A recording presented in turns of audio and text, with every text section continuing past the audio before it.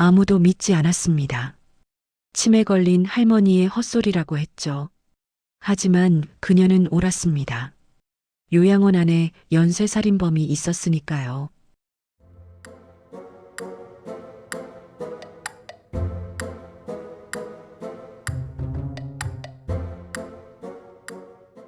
지금부터 76세 할머니 형사의 마지막 사건을 들려드리겠습니다. 강남의 한복판, 높은 빌딩 숲 사이에 자리 잡은 고급 실버타운 에덴빌리지. 이곳 월 관리비는 500만 원이 넘습니다. 넓은 정원과 최신식 의료시설, 그리고 문화강좌까지 갖춘 이곳은 노년의 낙원이라 불립니다. 은퇴한 의사, 대학 교수, 기업인들이 모여 사는 이곳에서 노인들은 평화로운 오후를 보냅니다. 정원에서는 게이트볼을 즐기는 할아버지들의 웃음소리가 들리고 로비에서는 요가 수업이 한창입니다. 그 한쪽 구석 203호. 작은 체구의 한 할머니가 창가에 앉아 밖을 내다보고 있습니다. 강순덕 76세. 그녀의 방은 다른 입주민들과 조금 다릅니다. 벽에는 달력이 크게 붙어 있고 곳곳에 포스트잇이 붙어 있습니다. 약 먹기, 아침 8시, 딸 수진 전화, 매주 수요일, 열쇠는 현관 신발장 위. 순덕은 천천히 자리에서 일어나 작은 수첩을 꺼냅니다. 거기에는 오늘 날짜와 함께 빼곡한 글씨가 적혀 있습니다. 오늘은 2024년 10월 15일 화요일. 아침 약 먹음. 점심 식당에서 먹을 것. 그녀는 수첩을 덮고 복도로 나섭니다. 복도에서 마주친 청소 직원이 밝게 인사합니다. 순덕 할머니, 오늘도 산책 가세요? 순덕은 짧게 고개를 끄덕입니다. 응, 다녀올게. 1층 로비에는 여러 노인들이 모여 있습니다. 그중 302호에 사는 박영식 할아버지가 안절부절 못하고 있습니다. 전직 대학 교수였던 그는 평소 침착한 분이었는데 오늘은 안색이 좋지 않습니다. 시설의 젊은 사회복지사 민지영이 그를 달래고 있습니다. 교수님, 진정하세요. 잘 찾아보면 분명 나올 거예요. 아니야, 분명히 저기 탁자 위에 뒀는데. 그 시계는 내 아버지 유품이라고. 순덕은 그들 곁을 지나치다 걸음을 멈춥니다. 형사 본능이 발동한 것입니다. 그녀는 조용히 다가가 묻습니다. 무슨 일이세요? 민지영이 부드럽게 대답합니다. 아, 순덕 할머니. 박 교수님 시계를 못 찾으셔서요. 제가 같이 찾아드리고 있어요. 언제 없어졌어요? 어제 저녁까지는 분명 있었는데. 순덕은 박 교수의 표정을 살핍니다. 그의 눈에는 당혹감과 분노가 섞여 있습니다. 거짓말을 하는 사람의 눈이 아닙니다. 경찰에 신고하셨어요? 민지영이 얼른 말을 받습니다. 아, 그럴 필요까지야. 할머니, 시설 안에서 도둑이 어디 있겠어요. 분명 어디 두고 깜빡하신 거예요. 순덕은 민지영을 물끄러미 바라봅니다. 뭔가 석연치 않습니다. 하지만 확신할 수 없어 그냥 고개만 끄덕입니다. 그날 저녁, 순덕은 자신의 방에서 수첩을 펼쳐 적습니다.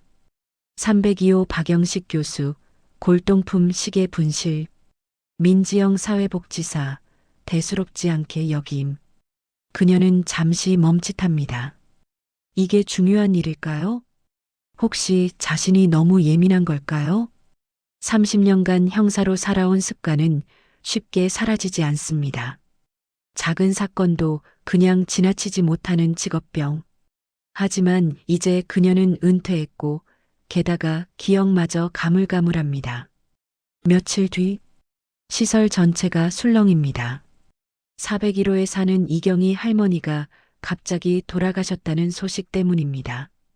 순덕은 복도에서 수군거리는 사람들 사이를 지나칩니다.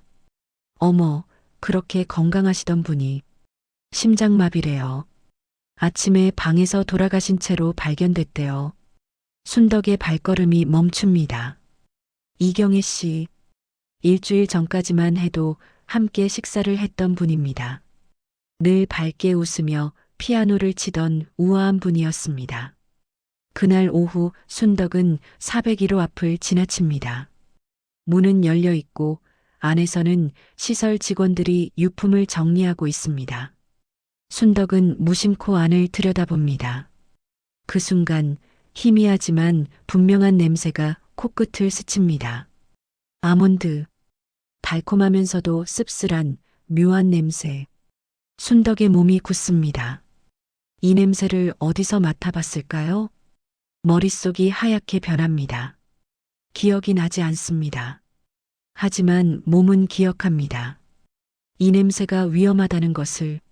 순덕은 황급히 자신의 방으로 돌아와 수첩을 뒤적입니다. 이경희, 심장마비, 아몬드 냄새. 그녀는 펜을 든 채 멈춥니다. 이게 무슨 의미일까요? 연결고리가 있는 걸까요? 다음 날 딸 수진이 면회를 옵니다. 48세, 중학교 교사인 수진은 바쁜 와중에도 일주일에 한 번은 꼭 어머니를 찾아옵니다. 엄마, 잘 지내셨어요? 응, 잘 지냈지. 수진은 어머니의 방을 둘러봅니다. 벽에 붙은 메모들, 책상 위 가지런히 정리된 수첩과 펜. 딸의 눈가가 살짝 붉어집니다. 엄마, 약은 잘 드시고 계시죠? 먹고 있어. 걱정 마. 순덕은 딸에게 말할까 고민합니다. 시계 도난 사건, 이경희 씨의 갑작스러운 죽음, 그리고 그 이상한 냄새. 하지만 입을 열지 못합니다. 딸이 어떻게 반응할지 뻔하기 때문입니다. 엄마, 또 그러세요. 이제 그런 거 신경 끄시고 쉬세요. 결국 순덕은 아무 말도 하지 않습니다. 수진이 돌아간 저녁, 순덕은 다시 수첩을 펼칩니다. 그리고 적습니다. 뭔가 이상해. 하지만 아무도 안 믿을 거야. 나도 내 기억을 못 믿는데. 그날 밤 순덕은 복도를 산책합니다.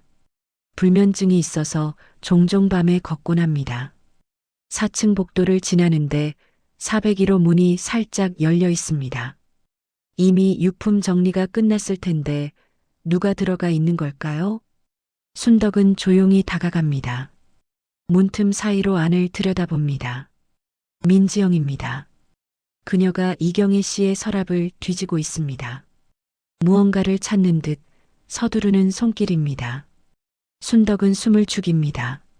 민지영이 서류 뭉치를 꺼내 가방에 넣는 것이 보입니다.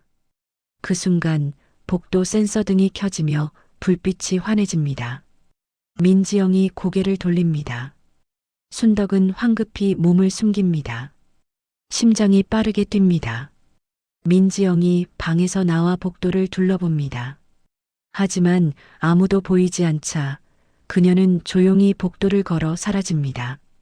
순덕은 벽에 기댄 채 거친 숨을 몰아쉽니다. 손이 떨립니다. 방으로 돌아와 그녀는 다시 수첩을 펼칩니다. 민지영, 이경희 방에서 서류 가져감, 왜? 순덕은 수첩을 보며 중얼거립니다. 이건 우연이 아니야. 하지만 다음 순간 그녀는 고개를 가로졌습니다. 혹시 자신이 잘못 본 걸까요? 기억이 맞는 걸까요? 그녀는 탁자 위에 놓인 약통을 바라봅니다. 경도 인지장애라고 적힌 라벨. 내가 믿을 수 있는 건 뭐지? 순덕은 창밖을 바라봅니다. 밤하늘에는 별이 반짝입니다. 40년 전 첫 사건을 맡았던 그날 밤도 이렇게 별이 빛났습니다. 그때의 그녀는 확신에 차 있었습니다. 하지만 지금은 다릅니다. 기억도 몸도 세상도 그녀를 믿어주지 않습니다. 그럼에도 순덕은 수첩을 덮으며 다짐합니다. 한 번만 더 확인해보자. 평화로운 에덴빌리지의 밤. 하지만 203호 작은 방에서 한 명의 늙은 형사는 잠들지 못하고 있습니다. 무언가 잘못되고 있다는 확신. 하지만 아무도 믿어주지 않는 현실. 그녀의 마지막 사건이 조용히 시작되고 있습니다. 이경혜 씨의 장례식장. 강남의 한 예식장 지하에 마련된 조문소는 조용합니다. 자식이 없었던 이경혜 씨를 찾는 사람은 많지 않습니다. 에덴빌리지 입주민 몇몇과 시설 직원들이 전부입니다. 순덕은 검은 옷을 입고 조용히 영정 앞에 섭니다. 영정 속 이경혜 씨는 환하게 웃고 있습니다. 피아노 앞에서 찍은 사진입니다. 순덕은 그 미소를 오래 바라봅니다. 경혜 씨, 정말 심장마비였을까요? 순덕은 작게 중얼거립니다. 옆에서 누군가 다가옵니다. 민지영입니다. 순덕 할머니 오셨네요. 민지영은 눈물을 닦는 신용을 합니다. 하지만 순덕은 봅니다. 그녀의 눈에 눈물이 없다는 것을. 많이 슬프시죠? 순덕이 묻습니다. 민지영은 고개를 끄덕입니다. 네. 경희 할머니는 정말 좋은 분이셨어요. 항상 제게 잘해주셨는데 친하셨나 보네요. 네, 자주 이야기를 나눴어요. 할머니 외로우셨거든요. 순덕은 민지영의 얼굴을 찬찬히 살핍니다. 슬픔의 표정은 완벽합니다. 하지만 눈만은 차갑습니다. 유원장은 남기셨나요? 민지영이 잠시 멈칫합니다.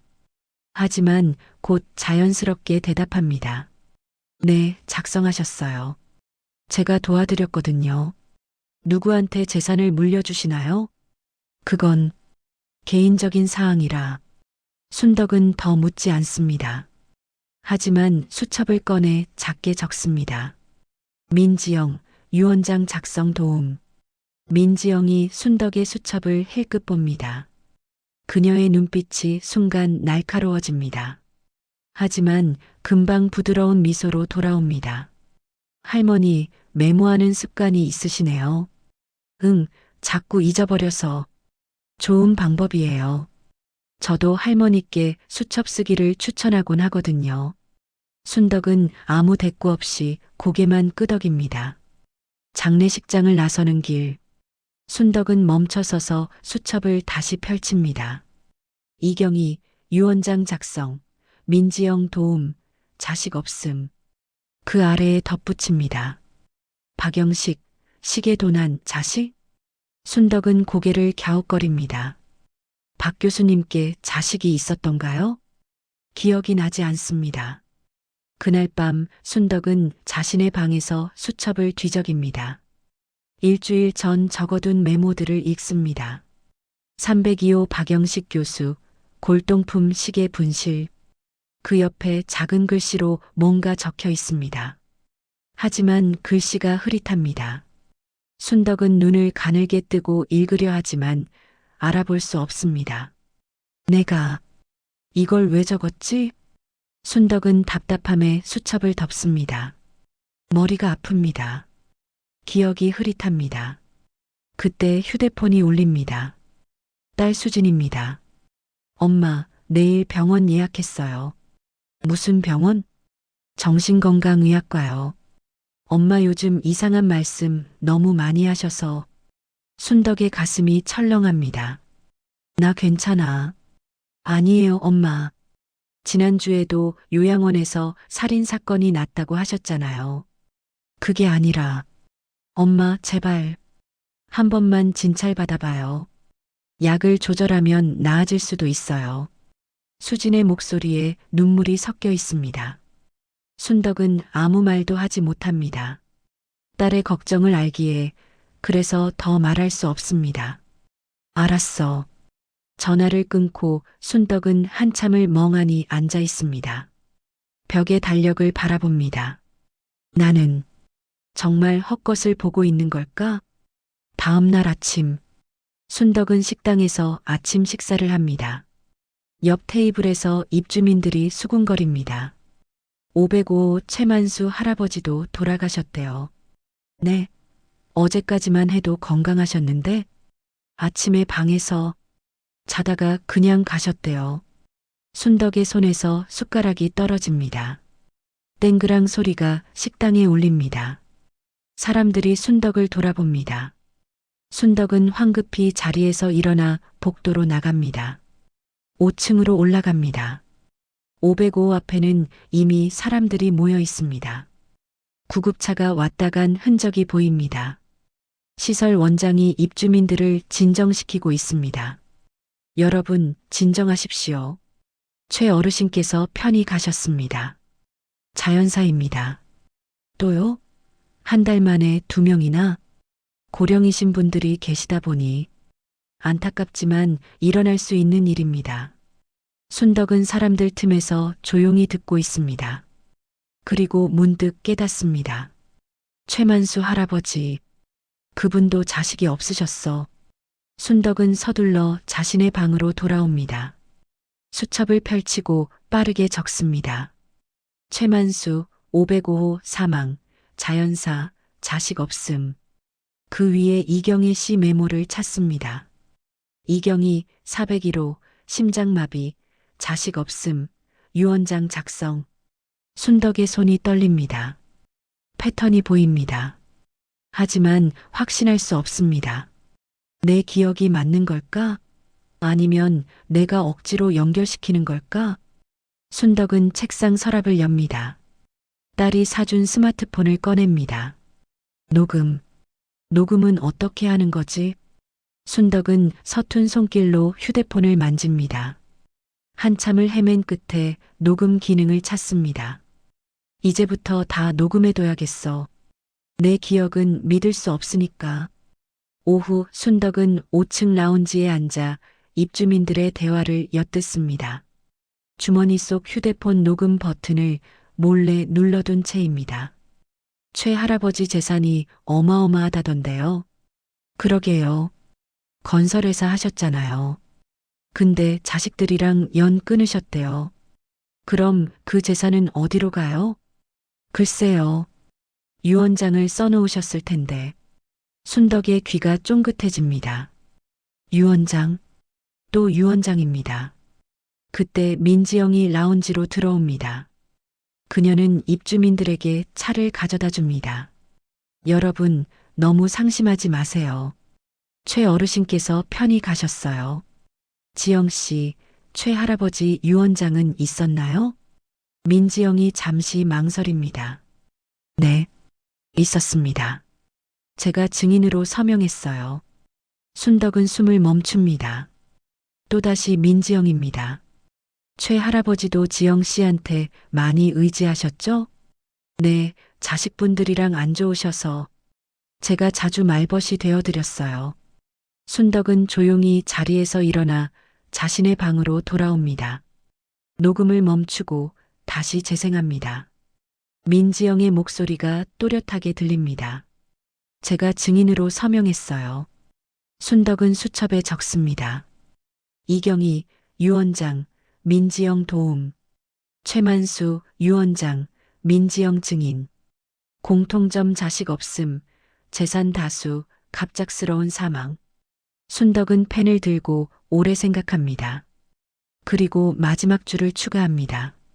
이건 우연이 아니야. 하지만 다음 순간 자신의 글씨를 보며 회의가 듭니다. 정말 그럴까요? 노인들이 죽는 건 자연스러운 일 아닌가요? 혹시 자신이 과도하게 의심하는 건 아닐까요? 저녁 딸 수진이 면회를 옵니다. 손에는 병원 예약 확인증을 들고 있습니다. 엄마, 내일 오전 10시예요. 제가 모시러 올게요. 순덕은 수진을 바라봅니다. 딸의 눈가에는 다크서클이 깊게 패여 있습니다. 걱정으로 잠을 못 자는 것이 분명합니다. 순덕은 말하고 싶습니다. 수진아, 엄마 말 좀 들어봐. 여기서 이상한 일이 일어나고 있어. 하지만 입이 떨어지지 않습니다. 딸의 얼굴에 씌인 피곤함을 볼 때마다 말문이 막힙니다. 알았어. 수진이 안도의 한숨을 쉽니다. 엄마, 조금만 참아요. 약만 잘 맞으면 괜찮아질 거예요. 나는 괜찮아. 엄마는 모르세요. 요즘 엄마가 얼마나 이상한 말씀을 하시는지. 순덕은 더 이상 대꾸하지 않습니다. 수진이 돌아간 뒤 순덕은 창가에 서서 밤하늘을 바라봅니다. 나는 미쳐가고 있는 걸까? 아니면 진짜 뭔가 보이는 걸까? 휴대폰 알람이 울립니다. 약 먹을 시간이라는 메시지가 뜹니다. 순덕은 약통을 집어듭니다. 치매약, 혈압약, 수면제, 작은 알약들이 손바닥 위에 놓입니다. 그녀는 한참을 그 약들을 바라봅니다. 이 약들이 자신을 낫게 할까요? 아니면 진실을 보지 못하게 만들까요? 결국 순덕은 약을 삼킵니다. 그리고 다시 수첩을 펼칩니다. 마지막 페이지에 크게 적습니다. 나는 형사였어. 40년 동안 거짓과 진실을 구별해왔어. 이번에도 내 본능을 믿어야 해. 하지만 그 글씨 옆에 작게 덧붙입니다. 그런데 내 기억은 믿을 수 있을까? 그날 밤 순덕은 오래 잠들지 못합니다. 두려움과 확신 사이에서 흔들립니다. 새벽 2시 복도에서 발소리가 들립니다. 순덕은 눈을 뜹니다. 문틈으로 복도를 내다봅니다. 민지영이 5층으로 올라가는 것이 보입니다. 순덕은 조용히 방문을 열고 뒤따라갑니다. 민지영은 505 앞에 섭니다. 마스터키로 문을 열고 안으로 들어갑니다. 순덕은 복도 구석에 몸을 숨기고 지켜봅니다.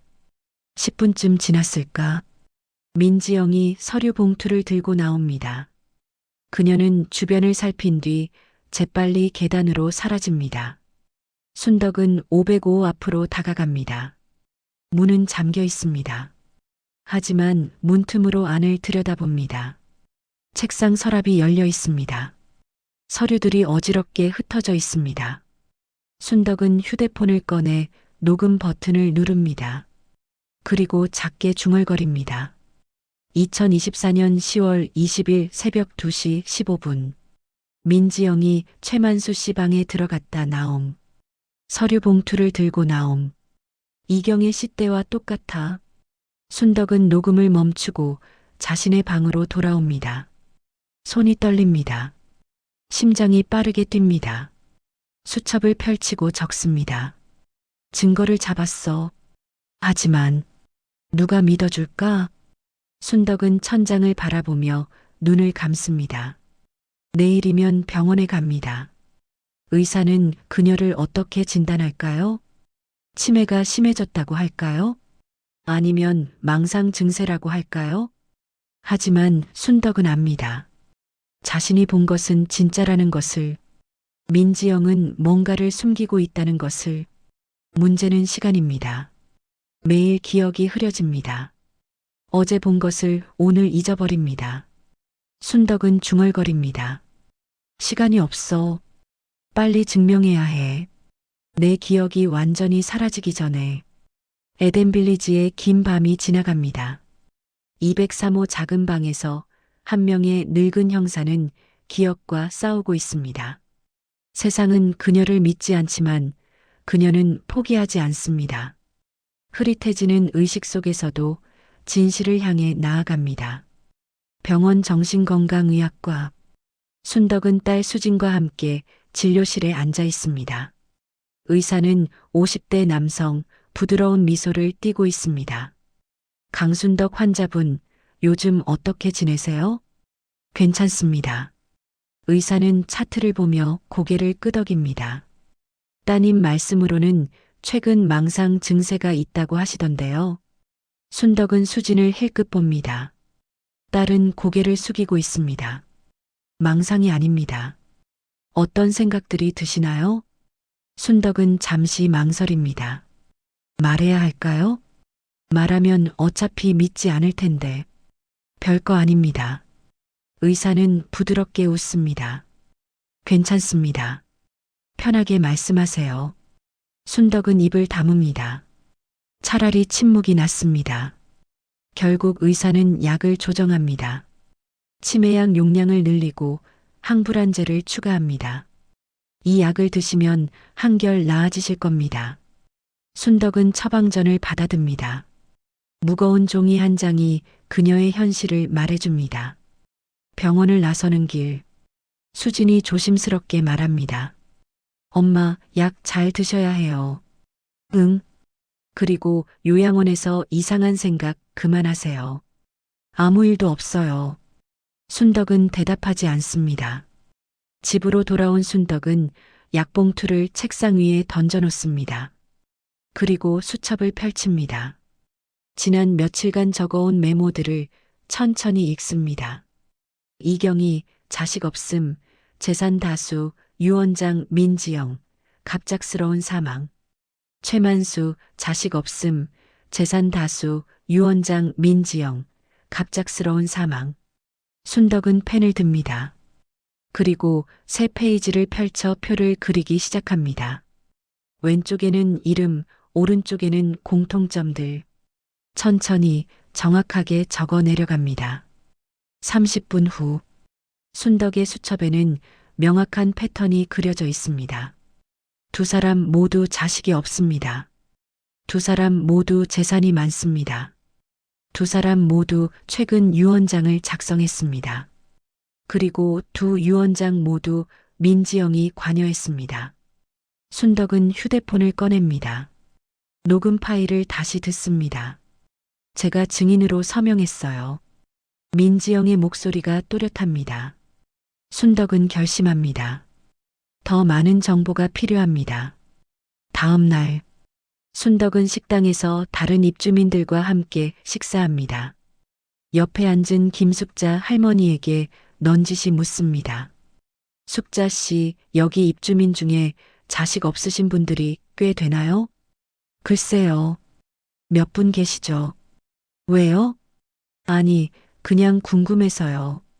박 교수님도 자식 없으시고 603호 윤미자 씨도 그러시고. 순덕은 귀를 쫑긋 세웁니다. 윤미자 씨요? 네, 남편이랑 일찍 헤어지셔서 혼자 사셨대요. 돈은 많으신데. 순덕은 조용히 수첩에 적습니다. 603호 윤미자, 자식 없음, 재산 다수.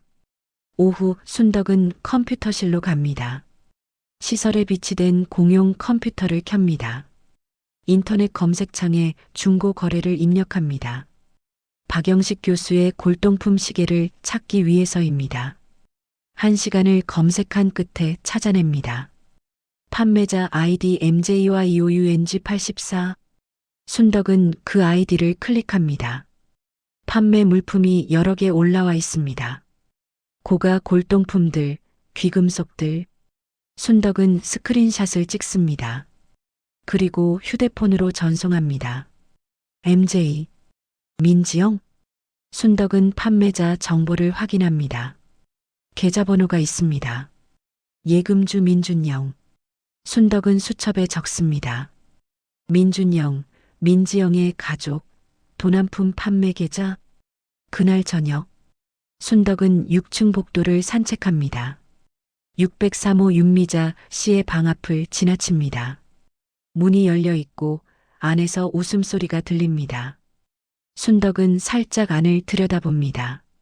민지영이 윤미자 씨와 차를 마시고 있습니다. 할머니, 그러니까 유언장은 미리 준비해 두시는 게 좋아요. 그래야 하나? 네, 혹시 모르잖아요. 할머니처럼 자식이 없으시면 더더욱 중요해요. 순덕의 심장이 뛰기 시작합니다. 또다시 똑같은 패턴입니다. 제가 도와드릴게요. 변호사도 소개해드리고요. 그래, 고마워. 넌 참 착하구나. 순덕은 휴대폰 녹음 버튼을 누릅니다. 하지만 이미 중요한 대화는 끝난 뒤입니다. 순덕은 서둘러 자신의 방으로 돌아옵니다. 손이 떨립니다. 다음 타겟은 윤미자 씨입니다. 수첩을 펼치고 큼직하게 적습니다. 경고해야 해. 순덕은 다시 6층으로 올라갑니다. 민지영이 떠난 것을 확인하고 603호 문을 두드립니다. 윤미자 씨가 문을 엽니다. 어머, 순덕 씨? 윤 선생님, 중요한 말씀드릴 게 있어요. 들어오세요. 순덕은 방 안으로 들어갑니다. 그리고 조심스럽게 말을 꺼냅니다. 민지영 씨 조심하세요. 네. 지영 씨를요? 그 사람, 이상해요. 유언장 작성 도와준 사람들이 다 갑자기 돌아가셨어요. 윤미자는 순덕을 물끄러미 바라봅니다. 그리고 조심스럽게 웃습니다. 순덕 씨, 그건 우연이에요. 우연이 아니에요. 패턴이 있어요. 순덕 씨, 요즘 약은 잘 드세요? 순덕은 식은 땀이 흐르는 것을 느낍니다. 또 이런 반응입니다. 제 말 좀 들어보세요. 순덕 씨, 지영 씨는 정말 좋은 분이에요. 우리 모두를 잘 챙겨주잖아요. 하지만 너무 걱정 마세요. 나이 드니까 이런저런 생각이 드는 거예요. 순덕은 더 이상 말하지 못합니다. 윤미자의 눈에는 연민과 걱정만 가득합니다. 방을 나서는 순덕의 등 뒤로 윤미자의 목소리가 들립니다. 약 잘 챙겨 드세요, 순덕 씨. 복도에 서서 순덕은 벽에 기댑니다. 무력감이 밀려옵니다. 아무도 안 믿어. 나는 미친 노인일 뿐이야. 하지만 순덕은 고개를 젓습니다. 포기할 수 없습니다. 자신의 방으로 돌아와 순덕은 벽을 바라봅니다. 그리고 결심합니다. 증거실을 만들어야 합니다. 순덕은 책상 서랍에서 사진들을 꺼냅니다. 박영식, 이경희, 최만수, 시설 홈페이지에서 캡처한 입주민 사진들입니다. 벽에 붙입니다. 그리고 그 아래 각각의 정보를 적은 포스트잇을 붙입니다. 중앙에는 민지영의 사진, 그녀를 중심으로 선을 그어 연결합니다. 한 발 물러서서 바라봅니다. 패턴이 명확하게 보입니다. 순덕은 휴대폰을 꺼내 이 벽을 사진으로 찍습니다. 혹시 모릅니다. 내일 이것을 다 잊어버릴지도. 그날 밤, 순덕은 잠들지 못하고 벽의 증거들을 바라봅니다. 어떻게 증명하지? 어떻게 사람들을 설득하지? 문득 한 가지 방법이 떠오릅니다. 위험하지만 확실한 방법. 자신이 미끼가 되는 것. 순덕은 수첩에 적습니다. 계획 나도 유언장을 쓰고 싶다고 말한다. 민지영이 접근하게 만든다. 그녀의 범행을 직접 잡는다. 하지만 글을 쓰면서도 손이 떨립니다. 자신이 정말 죽을 수도 있습니다. 그리고 그 순간 치매 때문에 상황을 인지하지 못할 수도 있습니다. 순덕은 펜을 놓고 창밖을 바라봅니다. 무서워. 하지만 이렇게 당하고만 있을 순 없어. 다음 날 아침, 순덕은 식당에서 일부러 큰 소리로 말합니다. 나도 유언장 써야겠어. 재산 정리 좀 해야지. 주변 입주민들이 돌아봅니다. 순덕 씨, 무슨 재산이 그리 많아요? 아파트 2채에 예금도 좀 있어요. 딸한테 다 줄 생각은 없어요. 순덕은 주변을 살핍니다. 식당 구석에 민지영이 있습니다. 그녀가 순덕을 바라보고 있습니다. 미끼를 던졌습니다. 이제 기다릴 시간입니다. 점심 무렵, 민지영이 순덕의 방 문을 두드립니다. 순덕 할머니, 잠깐 들어가도 될까요? 그러세요. 민지영이 들어와 부드럽게 미소 짓습니다. 아침에 유언장 이야기하셨던데 제가 도와드릴까요? 순덕은 침착하게 대답합니다. 그래요? 고마워요.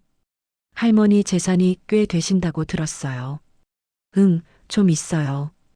민지영의 눈이 반짝입니다. 순덕은 그것을 놓치지 않습니다. 근데 딸한테는 안 줄 거예요. 우리 사이가 안 좋거든요.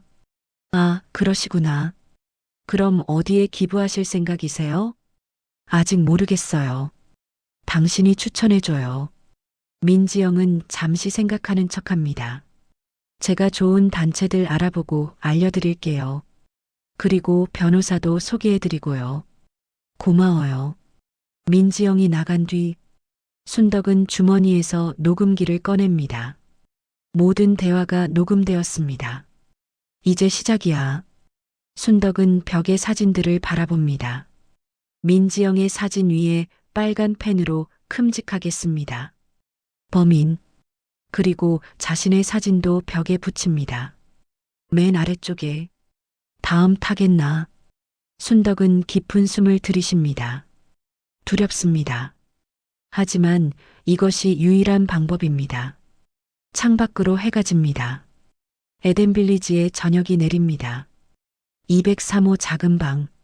벽에는 증거들이 붙어 있고 한 명의 늙은 형사는 마지막 작전을 준비합니다. 기억은 사라지지만 결의는 흔들리지 않습니다. 무서워도 외로워도 그녀는 앞으로 나아갑니다. 진실을 향해, 정의를 향해. 3일 후, 민지영이 다시 순덕의 방을 찾아옵니다. 손에는 서류 봉투를 들고 있습니다. 할머니, 변호사 연결했어요. 다음 주에 오신대요. 그래요? 고마워요. 민지영은 방 안을 둘러봅니다. 깔끔하게 정돈된 책상, 벽에 붙은 달력과 메모들. 할머니, 혼자 사시기 아까운 집이네요. 응, 딸이 사준 거예요. 강남 아파트. 넓어 보여요. 평수가 어떻게 되세요? 순덕은 일부러 자세히 대답합니다. 34평이요. 시세가 20억 정도 된대요. 또 하나는 분당에 있고. 민지영의 눈이 반짝입니다. 와, 대단하시네요. 은행 예금도 좀 있어요. 근데 딸한테는 절대 안 줄 거예요.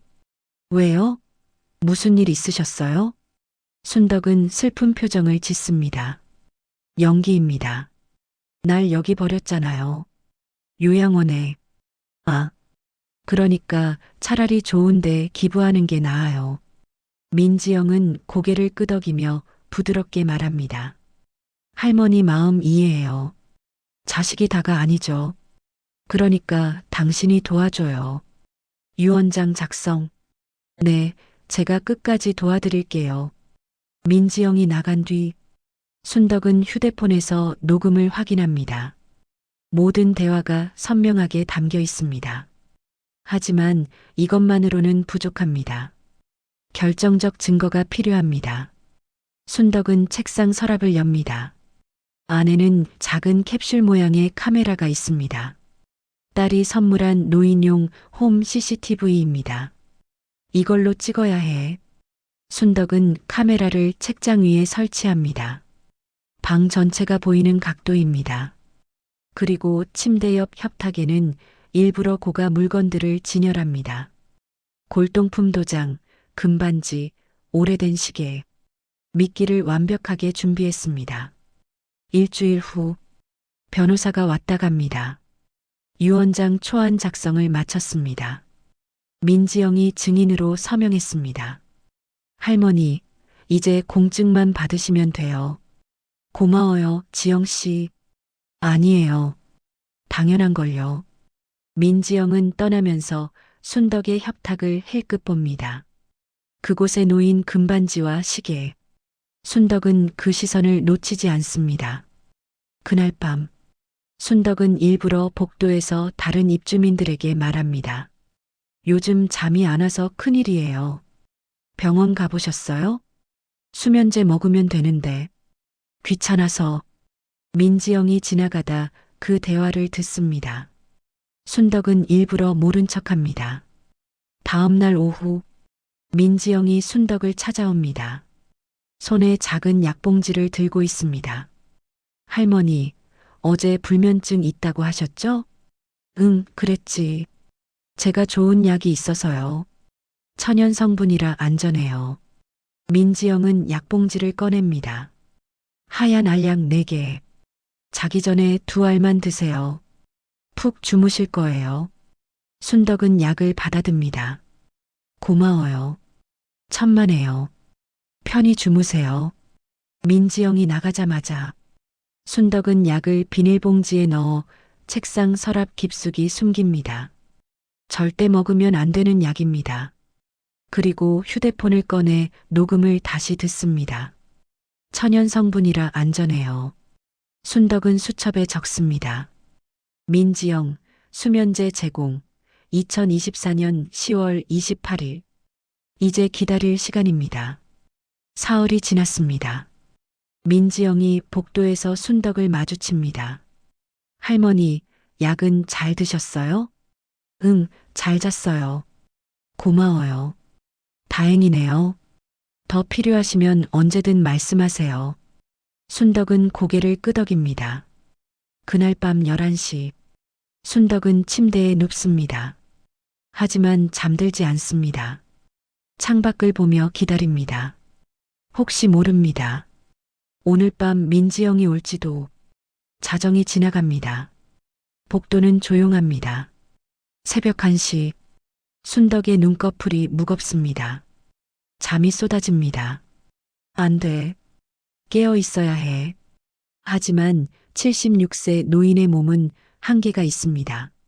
순덕은 결국 깜빡 잠이 듭니다. 새벽 2시, 문 여는 소리가 희미하게 들립니다. 순덕은 눈을 뜨려 하지만 몸이 움직이지 않습니다. 누군가 방 안으로 들어옵니다. 발소리, 가벼운 발소리. 민지영입니다. 그녀는 협탁으로 다가갑니다. 금반지를 집어듭니다. 시계도 가방에 넣습니다. 그리고 침대로 다가옵니다. 순덕의 얼굴을 내려다봅니다. 잘 자고 계시네요, 할머니. 민지영은 주머니에서 무언가를 꺼냅니다. 주사기입니다. 순덕은 보고 있습니다. 눈은 뜨고 있지만 몸을 움직일 수 없습니다. 치매 때문인지 아니면 극도의 공포 때문인지 민지영이 주사기의 공기를 뺍니다. 그리고 순덕의 팔을 잡습니다. 편하게 가세요. 아프지 않을 거예요. 순덕은 입을 열려 합니다. 소리를 지르려 합니다. 하지만 목에서 아무 소리도 나오지 않습니다. 민지영의 손이 순덕의 팔에 닿습니다. 주사 바늘이 피부에 가까워집니다. 바로 그때 엄마, 문이 벌컥 열리며 수진이 뛰어들어옵니다. 뒤이어 시설 원장과 경비원이 따라 들어옵니다. 민지영이 깜짝 놀라 뒤로 물러섭니다. 주사기를 떨어뜨립니다. 이게 무슨... 수진이 엄마에게 달려갑니다. 엄마, 괜찮으세요? 순덕은 딸을 보며 눈물을 흘립니다. 말은 나오지 않지만 눈빛으로 말합니다. 고마워. 살았어.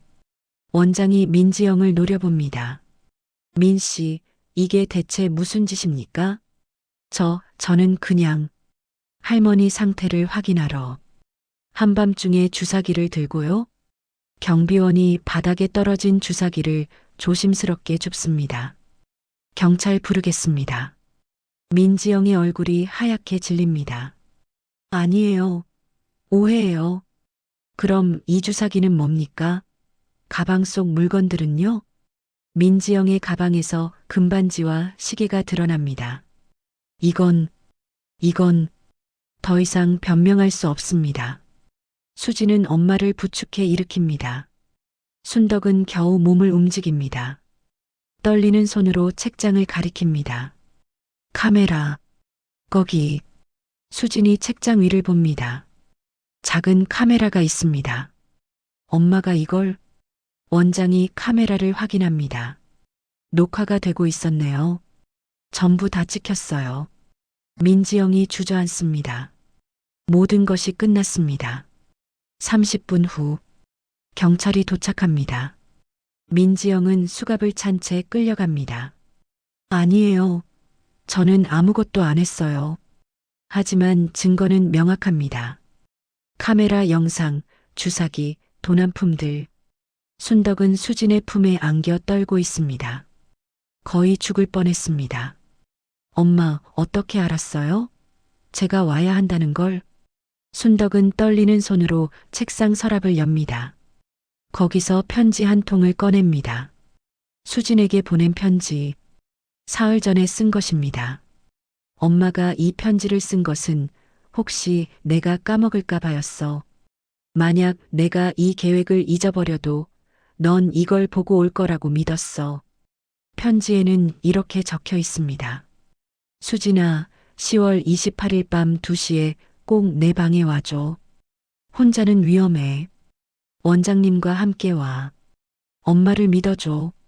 엄마는 미친 게 아니야. 엄마는 여전히 형사야. 수지는 편지를 읽으며 눈물을 흘립니다. 엄마, 미안해요. 제가 엄마를 안 믿었어요. 괜찮아. 넌 날 구했어. 순덕은 딸을 꼭 껴안습니다. 떨림이 멈추지 않습니다. 방 한쪽에서 원장이 벽에 붙은 증거들을 봅니다. 사진들, 메모들, 연결선들. 이 모든 걸 할머니가 혼자 조사하신 겁니까? 순덕은 고개를 끄덕입니다. 아무도 안 믿어줬어요. 원장은 고개를 숙입니다. 죄송합니다. 제가 진작 믿었어야 했는데. 순덕은 창밖을 바라봅니다. 동이 트고 있습니다. 긴 밤이 지나갑니다. 그녀는 살아남았습니다. 하지만 대가가 있습니다. 극심한 공포, 떨리는 몸, 그리고 더 빨리 사라지는 기억. 순덕은 수첩을 꺼내 마지막 페이지를 펼칩니다. 떨리는 손으로 적습니다. 2024년 10월 28일. 민지영 체포. 나는 해냈어. 나는 끝까지 형사였어. 글씨가 흐릿합니다. 손이 너무 떨려서 제대로 쓸 수가 없습니다. 수진이 엄마의 손을 잡아줍니다. 엄마, 이제 괜찮아요. 다 끝났어요. 순덕은 고개를 끄덕입니다. 하지만 그녀는 압니다. 끝난 게 아니라는 것을. 진짜 싸움은 이제부터입니다. 사라지는 기억과의 싸움. 오늘을 기억하기 위한 싸움. 창밖으로 해가 떠오릅니다. 새로운 날이 밝았습니다. 에덴빌리지 203호. 한 명의 늙은 형사는 마지막 사건을 해결했습니다. 목숨을 걸고, 기억을 걸고, 존엄을 걸고. 일주일 후 서울중앙지검 민지영의 집에서 압수수색이 이루어집니다. 그녀의 원룸 안에는 충격적인 물건들이 가득합니다. 이경희 씨의 진주 목걸이, 최만수 씨의 골동품 도장, 박영식 교수의 시계, 그리고 5명의 유언장 사본. 검찰은 추가 조사 끝에 발표합니다.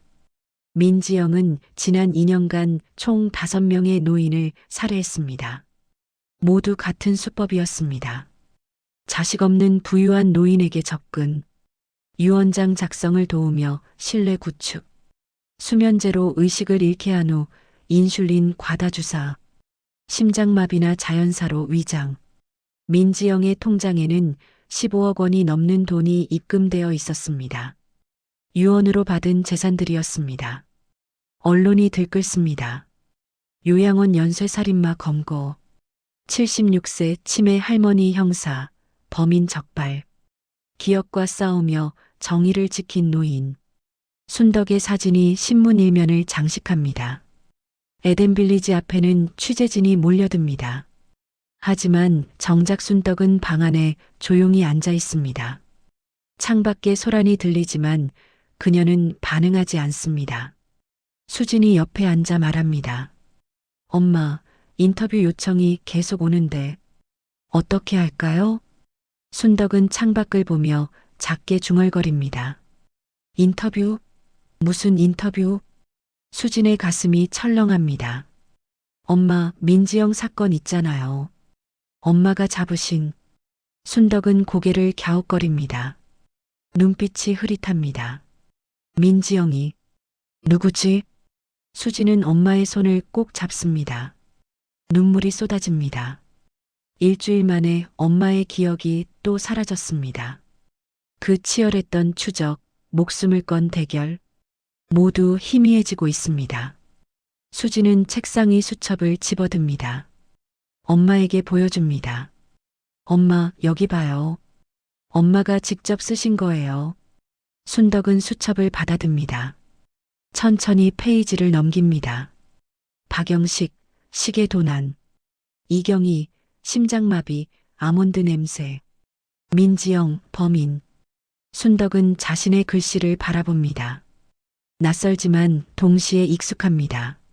내가 이걸 썼어? 네, 엄마. 엄마가 범인을 잡으셨어요. 순덕은 수첩을 천천히 읽어 내려갑니다. 마지막 페이지에 이릅니다. 나는 해냈어. 나는 끝까지 형사였어. 순덕의 눈에 눈물이 고입니다. 기억은 나지 않지만 가슴이 뜁니다. 나 잘했구나. 수지는 엄마를 껴안습니다. 모녀는 한참을 그렇게 앉아 있습니다. 며칠 후 에덴빌리지 로비에서 작은 행사가 열립니다. 입주민들이 모두 모였습니다. 원장이 단상에 섭니다. 오늘은 강순덕 어르신께 감사패를 드리려고 합니다. 사람들이 박수를 칩니다. 순덕은 수진의 부축을 받으며 앞으로 나갑니다. 원장이 감사패를 건넵니다. 순덕은 받아들고 그것을 바라봅니다. 에덴빌리지를 지켜주신 강순덕 어르신께 깊은 감사를 드립니다. 입주민들이 기립박수를 보냅니다. 순덕은 그들을 바라봅니다. 윤미자 씨가 다가와 순덕의 손을 잡습니다. 순덕 씨, 그때 제가 할머니 말을 안 믿어서 죄송해요. 괜찮아요. 할머니가 절 살려주셨어요. 고맙습니다. 박영식 교수도 다가옵니다. 강 선생님, 제 시계 도난 사건도 믿어주셔서 감사합니다. 순덕은 그들을 보며 작게 미소 짓습니다. 기억은 희미하지만 마음은 따뜻합니다. 그날 오후 순덕은 정원 벤치에 혼자 앉아 있습니다. 가을 햇살이 따사롭습니다. 수첩을 펼쳐 다시 읽습니다. 자신이 걸어온 길을 더듬습니다. 나는 강순덕, 76세, 전직 형사. 문득 어떤 장면이 스쳐 지나갑니다. 희미한 기억, 누군가의 얼굴, 주사기, 공포. 순덕은 가슴에 손을 얹습니다. 심장이 빠르게 뜁니다. 기억은 사라져도 몸은 기억합니다. 그 두려움을, 그 싸움을. 순덕은 하늘을 봅니다. 구름이 천천히 흘러갑니다. 기억이 없어도 괜찮아. 그녀는 혼잣말처럼 중얼거립니다. 내가 했던 일은 남아있으니까. 바람이 불어옵니다. 나뭇잎이 떨어집니다. 순덕은 수첩 마지막 페이지를 펼칩니다. 그리고 떨리는 손으로 적습니다. 오늘은 2024년 11월 5일. 사람들이 나에게 감사하다고 했어. 무슨 일인지 다 기억나지는 않아. 하지만 나는 알아. 나는 쓸모 있는 사람이었어. 글씨가 떨립니다. 하지만 또렷합니다. 저녁, 수진이 면회를 옵니다. 엄마 옆에 앉아 말합니다. 엄마, 검사님이 엄마께 표창장을 주고 싶다고 하셨어요. 표창장? 네, 시민 영웅상이래요. 순덕은 고개를 가로젓습니다. 난 영웅 아니야. 엄마는 영웅이에요. 5명의 목숨을 구하셨어요. 5명? 순덕은 기억나지 않습니다. 하지만 수진의 눈을 봅니다. 딸의 눈에는 자랑스러움이 가득합니다. 그래, 그랬구나. 수진은 가방에서 사진 한 장을 꺼냅니다. 순덕의 증거의 벽을 찍은 사진입니다. 엄마, 이거 봐요. 엄마가 만드신 거예요. 순덕은 사진을 받아듭니다. 사진들, 메모들, 연결선들. 낯설지만 뭔가 느껴집니다. 이것이 자신의 작품이라는 것을. 나 형사였지? 네, 엄마. 40년 동안. 지금도. 수지는 잠시 망설입니다. 그리고 고개를 끄덕입니다. 네, 엄마. 지금도 형사세요. 순덕의 눈가에 주름이 깊어집니다. 웃고 있는 것입니다. 그래, 난 형사야. 밤, 순덕은 침대에 누워 천장을 바라봅니다. 오늘 있었던 일들이 벌써 흐릿합니다. 감사패를 받은 일, 사람들의 박수, 딸의 자랑스러운 눈빛. 이것들도 내일이면 잊을지 모릅니다. 하지만 순덕은 웃습니다. 중요한 건 기억이 아니라는 걸 깨달았습니다. 중요한 건 그 순간 자신이 했던 선택입니다. 포기하지 않고 싸운 것, 아무도 믿지 않아도 진실을 찾은 것, 목숨을 걸고 정의를 지킨 것, 그것들은 기억 속에서 사라져도 세상에 남습니다. 순덕은 손을 뻗어 협탁 위 수첩을 짚습니다. 표지를 쓰다듬습니다. 고마워. 내 기억을 대신 간직해줘서. 수첩을 가슴에 안고 눈을 감습니다. 203호 작은 방에 고요가 내립니다. 창밖으로 별이 빛납니다. 40년 전 첫 사건을 맡았던 그날 밤처럼. 강순덕, 76세, 치매 초기, 그리고 영원한 형사. 그녀의 마지막 사건은 끝났습니다. 기억은 사라지지만 진실은 남았습니다. 그녀가 지킨 것은 5명의 생명만이 아닙니다. 노인의 존엄, 경험의 가치, 늙어도 쓸모 있다는 증명. 에덴 빌리지의 밤은 평화롭습니다. 이제 진짜 평화입니다. 203호 창가, 작은 수첩 한 권이 달빛을 받아 빛납니다. 그 안에는 한 명의 형사가 걸어온 마지막 길이 기록되어 있습니다. 사라지는 기억 속에서도 빛나는 용기, 아무도 믿지 않는 진실을 향한 집념, 그리고 끝까지 포기하지 않은 정의. 순덕은 깊은 잠에 빠져듭니다. 편안한 얼굴입니다. 꿈속에서 그녀는 젊은 형사입니다. 첫 배지를 달던 그날, 선서를 하던 그 순간, 나는 정의를 지키겠습니다. 그 서약은 76세가 된 지금도 유효합니다. 기억이 사라져도 그 정신은 살아있습니다. 새벽이 밝아옵니다. 서울의 하늘이 붉게 물듭니다.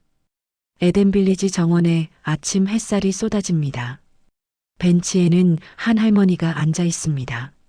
손에는 수첩, 얼굴에는 평온. 그녀는 오늘도 수첩을 펼칩니다. 자신이 누군지 확인하기 위해.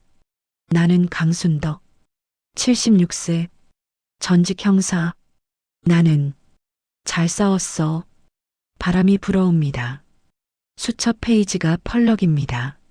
마지막 장에 적힌 문장. 기억은 사라져도 나는 여전히 나야. 쓸모없지 않아. 나는 끝까지 의미 있는 사람이었어. 강순덕은 수첩을 덮습니다. 그리고 하늘을 봅니다. 구름이 흘러갑니다. 새가 날아갑니다. 모든 것은 지나갑니다. 기억도 시간도 삶도. 하지만 남는 것이 있습니다. 우리가 선택한 것들, 우리가 지킨 것들, 우리가 사랑한 것들. 순덕은 미소 짓습니다. 오늘 무슨 일이 있었는지 기억나지 않아도, 내일 무슨 일이 있을지 알 수 없어도, 지금 이 순간, 그녀는 행복합니다. 자신이 누군가를 지켰다는 것, 자신이 의미 있는 삶을 살았다는 것, 그것만으로 충분합니다. 에덴 빌리지의 아침이 시작됩니다. 한 명의 늙은 형사는 평화로운 하루를 맞이합니다. 기억 너머에서 진실은 빛납니다. 강순덕 할머니의 이야기 어떠셨나요? 기억은 사라져도 진실은 남습니다. 우리가 선택한 것들, 우리가 지킨 것들은 기억 너머에서도 빛을 발합니다. 나이가 들어도 병이 들어도 우리는 여전히 의미 있는 존재입니다. 순덕 할머니가 증명해 보이셨습니다. 이 이야기가 감동이셨다면 좋아요 버튼으로 응원해 주세요. 그리고 구독하시면 앞으로도 좋은 이야기들을 계속 만나보실 수 있습니다. 댓글로 여러분의 생각을 나눠주세요. 여러분에게도 순덕 할머니 같은 용기가 필요한 순간이 있으신가요? 함께 해주셔서 감사합니다. 다음 이야기에서 또 만나요.